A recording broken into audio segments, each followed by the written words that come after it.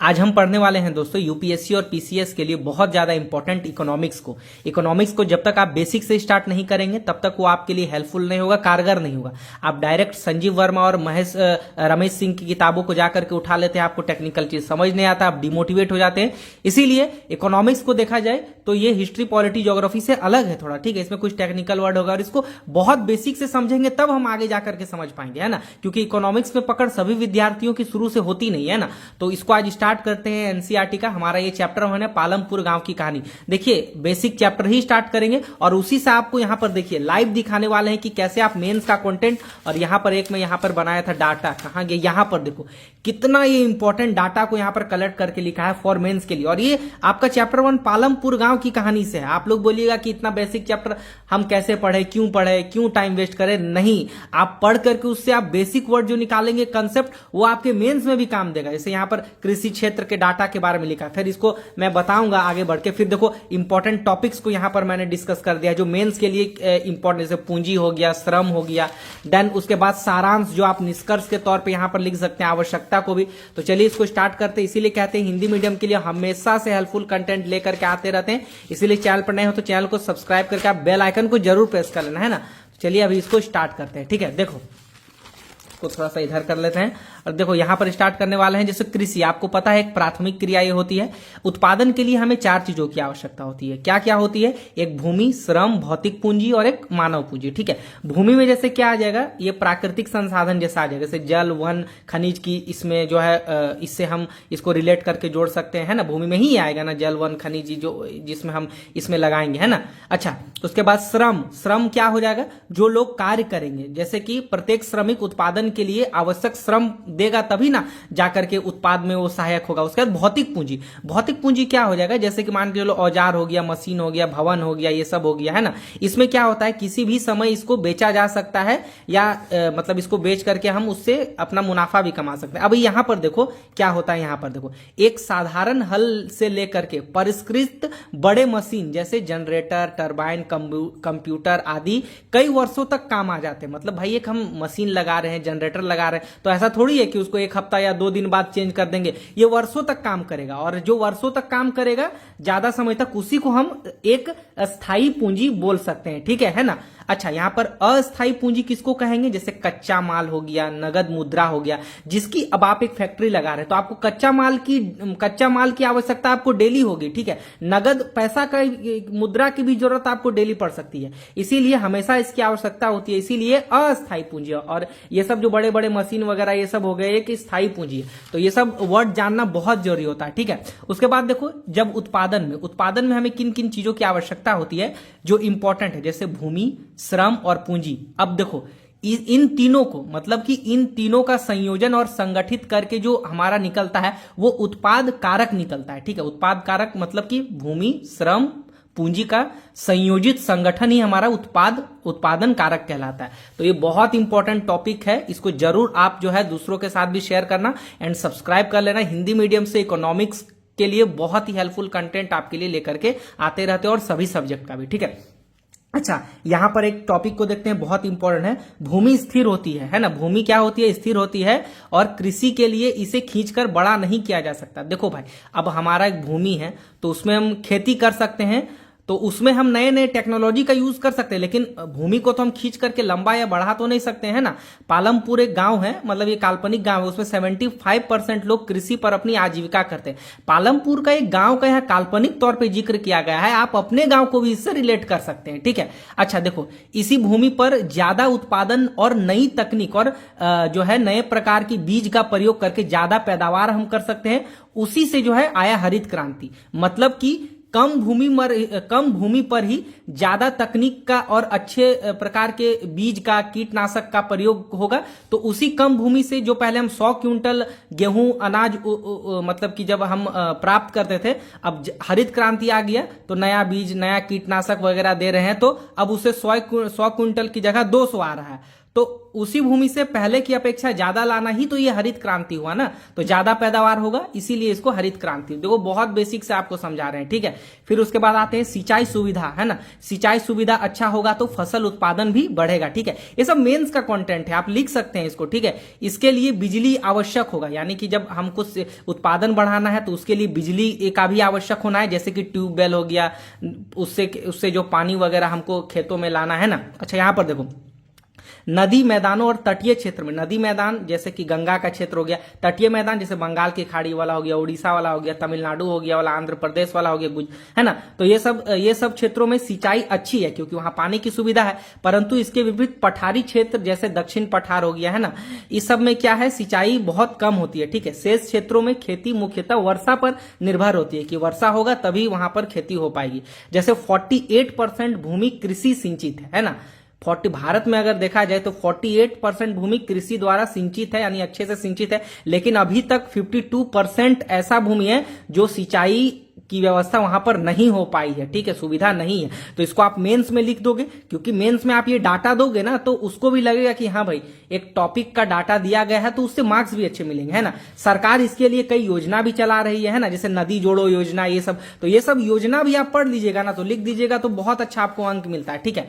उसके बाद यहां आते हैं, एक वर्ष में किसी भूमि पर एक से ज्यादा फसल पैदा करने को क्या कहते हैं, बहुविध फसल प्रणाली उसको कहते हैं, ठीक है। एक भूमि पर अगर एक से ज्यादा फसल उगा है तो उसको बहुविध प्रणाली करेंगे, है ना। यह भूमि के किसी एक टुकड़े में उपज बढ़ाने की सबसे अच्छी ये प्रक्रिया, ठीक है। अच्छा, यदि हमको अधिक उपज के लिए खेती में आधुनिक कृषि विधियों का प्रयोग करना पड़ेगा। अब भाई हम कर रहे हैं तो हमको आधुनिक चीजों का प्रयोग करना पड़ेगा ना। अच्छा, यहां पर देखो 1960 के दशक के मध्य तक खेती को पारंपरिक रूप से किया जाता था, जैसे गोबर वगैरह खाद इससे ये करना। ये देखो बहुत इंपॉर्टेंट है, 1966 से 1967 के बीच आया आपका हरित क्रांति, है ना। अब देखो हरित क्रांति के बारे में थोड़ा सा यहां पर पढ़ लो, बहुत इंपॉर्टेंट है, मेंस का ये बहुत इंपॉर्टेंट कंटेंट है आपके जीएस के लिए भी, ऑप्शनल के लिए भी, ठीक है।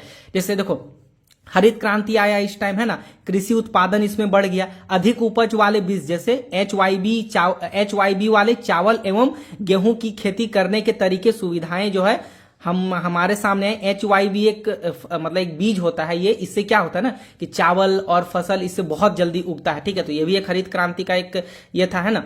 अच्छा, जमीन के उसी टुकड़े पर पहले की अपेक्षा ज्यादा फसल अब होने लगा इस प्रकार की बीज से, ठीक है। लेकिन उसमें समस्या क्या आई, इसको आप पढ़ो। लेकिन उसमें समस्या ये आई कि इसमें ज्यादा पानी की आवश्यकता होने लगी, रासायनिक खाद की इसमें मांग बढ़ गई, कीटनाशकों का प्रयोग हो गया। लेकिन इसका जरूरत तो बड़े किसान कर लेते थे, ठीक है, मंझोले किसान और बड़े किसान कर लेते थे, लेकिन गरीब और सीमांत किसान इसका उपयोग नहीं कर पा रहे थे, ठीक है। अब भाई अब कृषि क्रांति में जैसे ट्रैक्टर आया तो गरीब किसान तो ट्रैक्टर नहीं खरीद सकता ना, या पानी की उतना सुविधा वो नहीं कर सकता है ना दूर से। इसीलिए क्या हुआ, इसीलिए भारत में आप देखिएगा इन राज्यों द्वारा इसका अच्छा से उपयोग किया गया। जब हरित क्रांति आया तो सबसे पहले यहीं पर स्टार्ट हुआ था, जैसे पंजाब, हरियाणा और पश्चिमी उत्तर प्रदेश, खास करके पंजाब और हरियाणा में हरित क्रांति की शुरुआत हुई थी। तो इसको आप स्टार्टिंग में भी लिख सकते हैं, है ना, क्योंकि यहाँ के लोग संपन्न भी थे और थोड़ा पैसे भी थे इनके पास, है ना। अच्छा, आधुनिक कृषि के लिए परिवर्तन क्या क्या है इसको देख लो, मेंस के लिए बहुत इंपॉर्टेंट है, देखें। जैसे यहां पर देखिएगा इंपॉर्टेंट टॉपिक है ये, ठीक है। जैसे आधुनिक कृषि के लिए हमको अगर परिवर्तन करना है तो अधिक उपज वाले बीज जैसे HYB बीज का प्रयोग, सिंचाई के लिए जैसे नहर हो गया, पंप सेट हो गया, बांध हो गया, ये व्यवस्था करना पड़ेगा। बिजली, ट्रैक्टर आदि हो गया का प्रयोग हमको करना पड़ेगा। कीटनाशक एवं उर्वरक का प्रयोग करना पड़ेगा आधुनिक कृषि प्रणाली के लिए, ठीक है। और ये बहुत बेसिक NCERT का नोट्स है। और देखिए मैं आपको कितना अच्छा से, यहाँ तो बहुत मेहनत लगता है दोस्तों, आपको बता रहे 2 घंटा उसको देना पड़ता है एक चैप्टर में, तब जाकर के इतना मतलब नोट्स बना पाते हैं। तो आप सब्सक्राइब जरूर कर लेना, ठीक है ना। अच्छा, इससे क्या होता है, उत्पादन ज्यादा बढ़ जाता है। मेंस के लिए एक बहुत इंपॉर्टेंट कंटेंट यहां पर देख लो, लिखा है मैंने, भूमि एक प्राकृतिक संसाधन है, अतः इसका सावधानी पूर्वक जो है हमें प्रयोग करने की आवश्यकता है, ठीक है। अब देखो रिपोर्ट के अनुसार क्या कहा गया है कि आधुनिक कृषि विधियों ने प्राकृतिक संसाधनों का आधार का अति उपयोग किया है, यानी प्राकृतिक संसाधनों के आधार का अति उपयोग कर दिया है, ठीक है। और अनेक क्षेत्रों में हरित क्रांति के कारण उर्वरकों के अधिक प्रयोग में मिट्टी की उर्वरकता कम हुई है। तो इसको आप थोड़ा नुकसान में भी इसको लिख सकते हैं, क्योंकि अगर मेंस में अगर पूछ दिया कि हरित क्रांति तो आया लेकिन उसके कुछ नुकसान भी हुए, तो उसको भी आप लिख सकते हैं, क्योंकि आप जब तक बेसिक नहीं पढ़िएगा तब तक आप एडवांस में कैसे जाइएगा। इसीलिए बेसिक पढ़ना बहुत जरूरी है, और ये तो और इंपॉर्टेंट है ये पेज, ठीक है। इसके अतिरिक्त नलकूपों से अगर सिंचाई होने लगा ज्यादा, नलकूपों से क्या होने लगा, सिंचाई के कारण क्या होने लगा, भूमि जल के सतत प्रयोग से भौम जल का स्तर कम हो गया। यानी हम बोरवेल करके पानी निकालने लगे तो भौम जल की कमी हो गई। सतत मतलब आने वाले टाइम के लिए भी, वो जो हमारी पीढ़ी जो आएगी उसके लिए भी कम हो जाएगा, है ना। मिट्टी की उर्वरकता में भौम जल कई वर्षों तक बनते हैं, पुनर्जीवित करना इसको बहुत मुश्किल होता है, ठीक है। क्योंकि आप कोयला देखो या जल देखो, एक बार ये बनता है, बहुत हजारों सालों में बनता है, ठीक है। इसको लगना फिर बहुत ये होता है, ठीक है। इसीलिए कृषि का भावी विकास सुनिश्चित करने के लिए हमें पर्यावरण की देखभाल करना बहुत जरूरी है। जैसे इससे मृदा अपरदन भी होने की संभावना बढ़ गई। आप कोयला देखो ना, हजार लाखों करोड़ों वर्ष बाद बनता है, एक बार खत्म हो जाएगा तो थोड़ा ना वो बन जाएगा। इसीलिए नवीकरणीय संसाधन पे हमें ज्यादा ध्यान देना पड़ेगा। अच्छा, मेंस के लिए ये डाटा देखो कितना अच्छा लाया है। ये जनगणना देखो 2011-12, देखो आपको 2011-12 का ही अभी जनगणना देना है, ऐसा नहीं कि अभी जो आएगा, क्योंकि अभी तक यही जनगणना हमारे पास, ये 2011-12 का जनगणना है और ये रिपोर्ट 2017 का है, ठीक है। मतलब कि ज्यादा तो पुराना है नहीं। जैसे यहां पर देखो कृषि क्षेत्र को दर्शाया गया है, बहुत इंपॉर्टेंट है, बहुत इंपॉर्टेंट है। अगर आप इसको मेंस में थोड़ा सा याद करके आप इसको लिख दिए तो मैं गारंटी देता हूं प्लस मार्क्स आपको बहुत ज्यादा मिल जाएगा यहां से, ठीक है। जैसे ये कृषि क्षेत्र है और ये कृषकों की संख्या, यहां पर देखो कितना असमानता है। 55.4% यहां पर कृषि क्षेत्र में मात्र 15% लोगों का दबदबा है, सोचो। और यहां पर 44% कृषि क्षेत्र में 85% लोगों का भीड़ है। तो कितना यहां पर असमानता को यहां पर दिखाता है। आप यहां पर दर्शा सकते हैं, जैसे कि ये मंझोले और बड़े किसान हैं जिनके पास 2 हेक्टेयर से ज्यादा भूमि है, और 85 जो छोटे किसान थे इसके पास 2 हेक्टेयर से भी कम है। तो ये क्या दर्शाता है भाई, तो ये भारत में असमानता को दर्शाता है। भू सुधार कानून के बाद भी यह असमानता है, तो ये बहुत खराब है ना। तो इसके लिए भी आप रिपोर्ट तैयार करके लिख सकते हैं ना, तो कितना अच्छा ये हो गया, है ना। देन आते हैं श्रम की आवश्यकता को हम पढ़ते हैं। भूमि के लिए दूसरा सबसे ये ज्यादा आवश्यक कारक है श्रम, ठीक है। खेती में बहुत ज्यादा परिश्रम की आवश्यकता होती है। भूमिहीन मजदूरों को केवल मजदूरी ही मिलती है जो बड़े जमींदार की भूमि पर कार्य करते हैं। पहली समस्या ये तो बेचारे भूमिहीन मजदूर होते हैं, काम नहीं मिलता है, ईमानदारी से इन लोगों को मेहनताना भी नहीं मिलता है, स्पर्धा अधिक होती है। भाई अगला अगर 400 में कर रहा है तो दूसरा 200 में कर देगा, तो मजबूरन उसको काम करना पड़ता है ना। तीसरा स्थान पर आता है पूंजी। खेती के आधुनिकीकरण के लिए बहुत ज्यादा ये पूंजी बहुत आवश्यकता होती है, ठीक है। अब भाई हमारे पास पूंजी नहीं रहेगा तो हम ट्रैक्टर कहां से लाएंगे, खाद कहां से कर देंगे, ट्यूबवेल कहां से सेट करेंगे, है ना। छोटे किसान को पूंजी के लिए जो है कर्जा लेना पड़ता है, मतलब उधार देना पड़ता है ना। कहां से, व्यापारियों से, साहूकार से उधार लेना पड़ता है। और कर्ज चुकाने में असक्षम होता है तो उसकी जो है जमीन भी जो है हड़प ली जाती है। इसलिए सीमांत एवं छोटे किसानों की समस्या उत्पन्न हो जाती है। सीमांत मतलब जो छोटे किसान होता है उसको, है ना। बड़े किसान के पास अधिशेष अधिक होता है। अधिशेष का मतलब समझे कि मान के चलो वो खेती किया, ठीक है। अब खेती करने के बाद जितना वो खाने के लिए उसको जितना मिल गया और जो बच गया उसको बेच दिया, वही ना अधिशेष हुआ। तो बड़े किसानों के पास तो भाई अधिशेष ज्यादा होगा तो बाजार में बेच के पैसा कमा लेगा। गरीब के पास तो कम जमीन भी है तो बचेगा ही कहां, तो कहां से बेचेगा, है ना। तो ये सब मेंस का बहुत अच्छा कंटेंट है, इंटरव्यू में भी ये सब आप बता सकते हैं, ठीक है। जबकि गरीब किसान के पास ये तो मैंने बता दिया, है ना। उसके बाद आते हैं गैर कृषि उत्पादन कार्य भी। अगर जो गरीब किसान है जिनके पास जमीन नहीं है तो गैर कृषि संसाधन भी अपना सकते हैं। जैसे एक डेयरी जो है ये फार्म हो गया, है ना। जैसे जिसको हम श्वेत क्रांति भी बोलते हैं। जैसे जिनके पास भूमि कम है वह जानवरों को पाल करके भी दुग्ध उत्पादन से अपनी आजीविका चला सकता है। लघु स्तरीय विनिर्माण उद्योग का उदाहरण कर सकता है। कुटीर उद्योग कर सकता है जो एक गैर कृषि कार्य है। फुटकर व्यापारी, जैसे फुटकर व्यापारी किसको बोलते हैं, जो शहर से सामान ला करके गांव में बेच करके अपनी आजीविका कमाते हैं, ठीक है, जो गांव में अपने दुकान होते हैं ना। अच्छा, परिवहन भी रिक्शा वगैरह, जीप वगैरह, ट्रैक्टर वगैरह आदि चला करके वो सब करते हैं।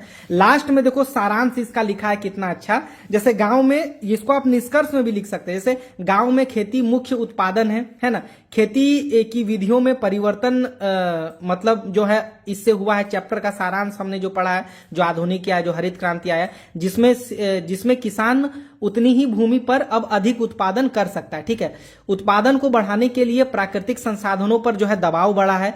खेती की नई विधियां जो है आई, परंतु लागत ज्यादा लगा। मंझोले एवं बड़े किसान अपने उत्पादन से हुई बचत से अगले मौसम के लिए भी क्या करते हैं, जो है वो पूंजी प्राप्त कर लेते हैं। यानी भाई पैसा ज्यादा आया तो पैसा ज्यादा बेच करके आया तो पूंजी भी अगले साल के लिए वो ले आते हैं। लेकिन गरीब किसान इसमें नहीं कर पाता है, जो कि लगभग 80% है, समझे। तो यह असमानता को दर्शाता है। लास्ट में हम देखेंगे श्रम का अधिक उपयोग, आदर्श और श्रम का, देखो यहां पर पढ़ो, बहुत इंपॉर्टेंट है। श्रम का अधिक उपयोग आदर्श है, लेकिन दुर्भाग्यवश ऐसा नहीं है। श्रम तो अच्छा चीज है, लेकिन जो मेहनती किसान करते हैं उनको उनका हक नहीं मिलता है। ठीक है, जैसे खेती में श्रमिकों का उपयोग सीमित है ना। अच्छा देखो यहां पर देखो, श्रमिक आसपास पड़ोस के गांवों से शहरों तथा कस्बों में जा रहे हैं। काहे जा रहे हैं? क्योंकि भाई प्रवास कर रहे हैं, क्योंकि गांव के जो है उसमें जमीन उनके पास नहीं है। जैसे कि आप गरीब देख लो, अनुसूचित जाति देख लो, अनुसूचित जनजाति देख लो, गरीब जो पिछड़े हैं उनके पास जमीन नहीं है, तो वो बेचारे क्या करते हैं, गांव ही जाते हैं, है ना।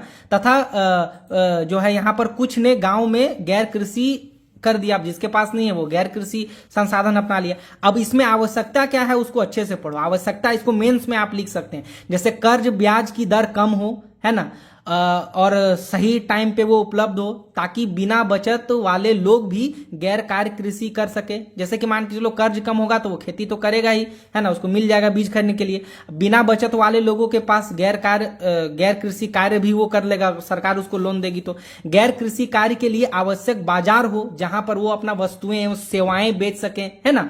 और उसके बाद लास्ट में परिवहन का विकास हो। जब तक परिवहन नहीं होगा तब तक हम कैसे कृषि का जो है विकास कर सकते हैं। तो कितना अच्छा ये टॉपिक जो है हमने लगभग कम टाइम में रिवीजन कर दिया। तो अगर आप इसको अच्छे से पढ़ते हैं तो हमको तो लगता है आपके एग्जाम के टाइम में आप इसको 5 से 6 मिनट में रिवीजन कर लीजिएगा। आप किताब में उतना मोटा कहाँ खोजने जाइएगा। तो दोस्तों वीडियो पसंद आई तो इसको सब्सक्राइब करना, शेयर करना। मिलते हैं नेक्स्ट वीडियो में नेक्स्ट टॉपिक के साथ। तो वीडियो आपको कैसा लगा कमेंट सेक्शन में जरूर बताओ। इस डाटा का ना आप स्क्रीनशॉट ले लो या लिख लो, जरूर लिख लो, क्योंकि ये बहुत इंपॉर्टेंट है इस चैप्टर का। ठीक है, मिलते हैं नेक्स्ट वीडियो में।